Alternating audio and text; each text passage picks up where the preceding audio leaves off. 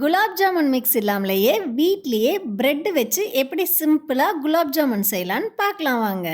அதுக்கு ஒரு packet bread எடுத்துக்கோங்க. நான் ஃபுல்லாக செய்ய போகிறதில்ல, கொஞ்சமாக தான் செய்ய போகிறேன். மேலே இருக்க பிரெட்டை எடுத்துடலாம், ப்ரௌன் கலரில் இருக்கிறதுனால. இப்போது மற்ற ஸ்லைசஸில் இருக்கிற எட்ஜஸ் எல்லாமே கட் பண்ணிடுங்க. இந்த மாதிரி இந்த எட்ஜஸ் எல்லாம் வேஸ்ட் பண்ண வேண்டாம், நம்ம பிரெட் க்ரம்ஸ் செய்கிறதுக்கு யூஸ் பண்ணிக்கலாம். இதே மாதிரி மற்ற ஸ்லைசஸில் இருக்க எட்ஜஸும் கட் பண்ணி எடுத்துக்கோங்க. பிரெட் க்ரம்ஸ் எப்படி செய்யணும்னு நான் இன்னொரு வீடியோவில் சொல்கிறேன். திடீர்னு யாராவது வீட்டுக்கு கெஸ்ட் வராங்க அப்படின்னா இதை சீக்கிரம் செஞ்சு முடிச்சிடலாம். ஒரு 10 to 15 மினிட்ஸ் தான் ஆகும். இது ரொம்ப ஈஸியான சிம்பிளான ஸ்வீட்.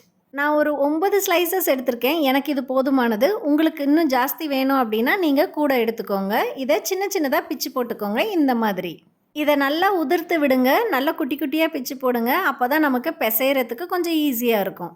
இதோட டேஸ்ட்டும் குலாப் ஜாமுன் மிக்ஸ் மாதிரியே நல்லா டேஸ்ட்டாக இருக்கும். பெரிய டிஃப்ரென்ஸ் ஒன்றும் இருக்காது. இது எல்லாமே உதிர்த்ததுக்கு அப்புறமா நம்ம இது கூட பால் சேர்த்து பிசைய போகிறோம். கொஞ்சமாக ஊற்றிக்கோங்க. ஒரு டம்ளர் எடுத்திருக்கேன், ஆனால் நான் ஃபுல்லாக யூஸ் பண்ணல, கொஞ்சமாக தான் யூஸ் பண்ணியிருக்கேன். அதுவே ரொம்ப அதிகம்தான். கொஞ்சமாக ஊற்றிக்கோங்க, ஏன்னா டக்குன்னு தண்ணியாட்டம் ஆகிடும். கொஞ்சம் கொஞ்சமாக உதிர்த்து நல்லா பிசைஞ்சதுக்கப்புறம் வேணும்னா கொஞ்சமாக ஆட் பண்ணிக்கோங்க பால். இந்த மாதிரி நல்லா சப்பாத்தி மாவு பிசைகிற மாதிரி பிசைஞ்சு எடுத்துக்கோங்க. அவ்வளோதான், இது ரெடி ஆயிடுச்சு. நீங்கள் இப்போது சின்ன சின்ன உருண்டைகளாக பிடிச்சு குலாப் ஜாமுன் செய்யலாம்.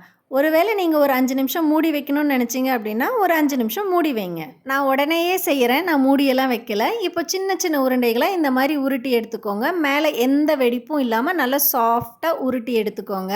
உங்களுக்கு எந்த சைஸில் குலாப் ஜாமுன் வேணுமோ அந்த சைஸில் உருட்டிக்கோங்க. நான் நார்மலான சைஸில் தான் உருட்டிக்கிறேன். எல்லா மாவையும் உருட்டி எடுத்தாச்சு. இப்போ இதை பொரிக்கிறதுக்காக நான் கடலெண்ணெய் யூஸ் பண்ணுறேன். நீங்கள் வேணால் நெய் யூஸ் பண்ணிக்கலாம். இதுதான் நீங்கள் ஃபஸ்ட் டைம் செய்கிறதா இருந்தீங்க அப்படின்னா இந்த மாதிரி ஒரு பால் ஃபஸ்ட்டு உள்ளே போட்டு பாருங்கள். அது எப்படி உப்பி வருதுன்னு பாருங்கள். அதுக்கப்புறம் அது கலர் சேஞ்ச் ஆகிறதெல்லாம் கவனிங்க. அதுக்கப்புறம் நீங்கள் எல்லா பால்ஸும் உள்ளே போட்டுக்கலாம். எல்லா பக்கமும் நல்லா பொரிய விட்டு இந்த மாதிரி கலர் சேஞ்ச் ஆனதுக்கப்புறம் எடுங்க. இப்போது எல்லா பால்ஸும் கொஞ்சமாக உள்ளே போட்டு எடுத்துக்கலாம். ஃப்ளேம் மீடியமுக்கு கொஞ்சம் குறைவாகவே வையுங்க. நீங்கள் ஒரு வேளை ஹையில் வச்சுருந்தீங்க அப்படின்னா டக்குன்னு கருகிடும், உள்ளே வேகாது, அது நல்லா இருக்காது. அதனால் எல்லா பக்கமும் இந்த மாதிரி நல்லா திருப்பி திருப்பி விடுங்க. ஃபுல்லும் கலர் சேஞ்ச் ஆகட்டும். ஃபஸ்ட்டு போட்டதுமே நல்லா நுரைச்சி வரும். இப்போ பாருங்கள், கொஞ்சம் கொஞ்சமாக நுரைகள் எல்லாம் அடங்க ஆரம்பிக்குது. இப்போ நல்லா திருப்பி விட்டீங்க அப்படின்னா சூப்பராக அழகான குலாப் ஜாமுன் ரெடி ஆகிடும். எந்த ஒரு வெடிப்பும் இல்லாமல் உருட்டினதுனால குலாப் ஜாமுன் பார்க்குறதுக்கு நல்லா அழகாக இருக்கும். மேலெல்லாம் பாருங்கள் ரொம்ப கிறிஸ்பியாக இருக்கும், உள்ளே நல்லா சாஃப்டாக இருக்கும். இந்த அளவுக்கு கலர் சேஞ்ச் ஆனால் போதும். இப்போ நம்ம இதை வடித்து எடுத்துடலாம். இது எல்லாத்தையும் வடித்து நீங்கள் தனியாக ஒரு பிளேட்டில் எடுத்து வைங்க. நம்ம ஜீரா ப்ரிப்பேர் பண்ணதுக்கப்புறம் இதை நம்ம உள்ளே போட்டுக்கலாம். பாருங்கள், சூப்பராக ரெடி ஆகிடுச்சு. இப்போ செகண்ட் பேட்சும் அதே மாதிரி போட்டுடலாம். நம்ம போட்ட உடனேயே பாருங்கள் நல்லா இந்த மாதிரி நுரைச்சி வரும். இந்த கடலை எண்ணெயில் நாங்களே பருப்பு கொடுத்து நாங்களே ஆட்டிட்டு வருவோம். நாங்கள் அதை எப்படி ஆட்டிட்டு வரோன்றதை நான் வீடியோ எடுத்திருக்கேன். நான் உங்களுக்கு அடுத்த வீடியோவில் அதை காமிக்கிறேன், வேணா பாருங்கள். எல்லா பக்கமும் நல்லா திருப்பி விடுங்க. அப்போ தான் எல்லா சைடுமே கோல்டன் ப்ரௌனாக ஈவனாக வெந்து வரும். 9 ஸ்லைசஸ் ஆஃப் ப்ரெட்டுக்கே எனக்கு ஒரு 23 குலாப் ஜாமுன் வந்தது. உங்களுக்கு இன்னும் ஜாஸ்தி வேணும்னா அதுக்கு தகுந்த மாதிரி நீங்கள் போட்டு ரெடி பண்ணிக்கோங்க. செகண்ட் பேட்சும் ஆல்மோஸ்ட் ரெடி ஆகிடுச்சு. பாருங்கள், நல்லா கோல்டன் ப்ரௌன் ஆகிடுச்சு. இப்போ நம்ம இதை எண்ணெயிலேருந்து தனியாக பிளேட்டில் எடுத்து மாற்றி வச்சிடலாம். இது பொரிக்கிறதுக்கு வெறும் 30 செகண்ட்ஸ் தான் ஆகும். நீங்கள் பக்கத்தில் எந்த வேலையும் பார்க்காதீங்க. பொரிக்கும் போது இதை மட்டும் கான்சென்ட்ரேட் பண்ணி கேர்ஃபுல்லாக பொரிச்சிடுங்க.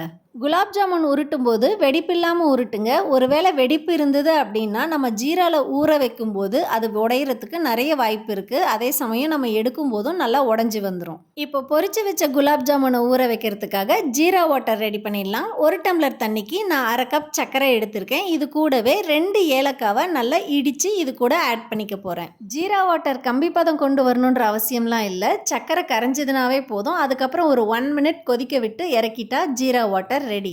பாருங்கள், சர்க்கரையெல்லாம் நல்லா கரைய ஆரம்பிக்குது. சர்க்கரையெல்லாம் கரைஞ்சதுக்கப்புறம் ஒரு 1 to 2 மினிட்ஸ் மட்டும் கொதிக்க விட்டிங்கன்னா போதும். அப்பப்போ இதை கிளறி கொடுங்க. சிலர் ஜீரா வாட்டர் கொதிக்கும் போதே குலாப் ஜாமுன் ஆட் பண்ணுவாங்க. நம்ம அப்படி பண்ண போகிறதில்ல. ஜீரா வாட்டர் ரெடி ஆனதுக்கப்புறம் ஃப்ளேம் ஆஃப் பண்ணிவிட்டு அதுக்கப்புறமா தான் ஒவ்வொரு குலாப் ஜாமுனை ஆட் பண்ண போகிறோம்.